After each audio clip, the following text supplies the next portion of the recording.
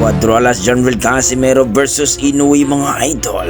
Matutuloy na nga ba sapagkat itong si Haring Alarsik mga idol. Tuwang-tuwa po dito kay Cuadrolas Casimero sa kanyang huling laban na kung saan ay talagang dinimoles, binaboy at talagang TKO ang inabot ni Luis Pantera Neri, ang bad boy, the assassin ng Mexico mga idol. Ayon sa ating mga pinagkakatiwalang source mga idol, ano nga ba ang ibig sabihin ng sunod-sunod na post ng The Ring Magazine na pagmamayari na ito ni Haring Alarsik mga idol?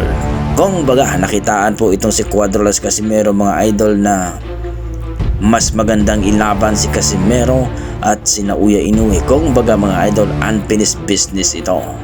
Dahil nga talagang pinagkainteresan na ito ni Haring Alarsik mga idol. Alam naman natin na itong si Haring Alarsik mga idol ay siya na ngayon ang makapangyarihang promoter po, dahil po ikinakasan niya ang malalaking laban mga idol. Kumbaga yung mga imposibleng laban na yung mga boxer na talagang namimili lang hindi na pwede sa kanya. Kaya ito mga idol, sa lower division, itong si Naoya Inoue at si Casimero ang the future na kumbaga mega fight itong mangyayari mga idol. At alam naman natin na itong si Haring Alarsik kapag ka ito ay magbigay ng laban ay paldo ka talaga. Kaya itong si Casimero mga idol, dahil pinatunayan niya na itong si Naoya Inoue ay kaya niyang pagulungin sa luna. Yan ang gusto daw ni Haring Alarsik mga idol, yung bakbakang malupit na talagang hindi mabuboring ang mga tao.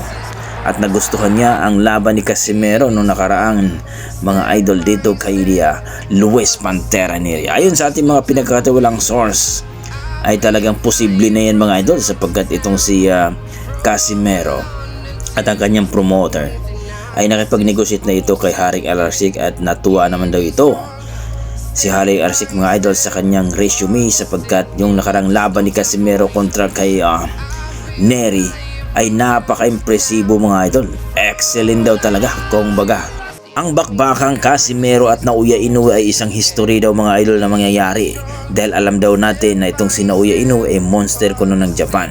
Pero matatawag ba daw siya ng monster kung hindi niya lalabanan itong si Casimero na tinalo itong si Luis Neri ng 4 na round lamang? At sa 4 na round mga idol, 6 na beses na knockdown itong si Neri. So napakagandang balita ito mga idol, dahil sunod-sunod na po ang pagpaparinig at pagpapakita ng interes ng The Ring Magazine dito kay Cuadrolas Casimero. Kung matutuloy daw ito mga idol, maaari daw ito sa bansang Saudi ang kanilang bakbakan. At ayon sa ating mga boxing fans, mas maganda daw sa Saudi daw ang kanilang bakbakan para mas talagang patas daw ang kanilang bakbakan. Well mga idol, ayon sa ating mga pinagkakatiwalang source, ito na ang inaantay natin na kumbaga ang bakbakan ni Casimero at Naoya Inoue sa kamay ni Haring Alarsik mga idol. So kayo, anong masasabi nyo dito mga idol? Matutuloy na nga ba? Sapagkat itong si Haring Torque Alarsik mga idol ay interesado na dito kay Casimero at Naoya Inoue na ilaban ito. Kung baga mga idol, sa ating balita po at pinagkakatiwalang source, baka sa September na daw ang kanilang bakbakan. Okay, hanggang dito lang mga idol. Maraming salamat. Ingat po kayo lagi. Inoue versus Casimero, Pacquiao versus Spin, Habi versus Fury. So, mabot ang Saudi Arabia ba na pre? Ate, kini. Morning, happy ka kade. Natuman na jud ang gingon sa mga tao.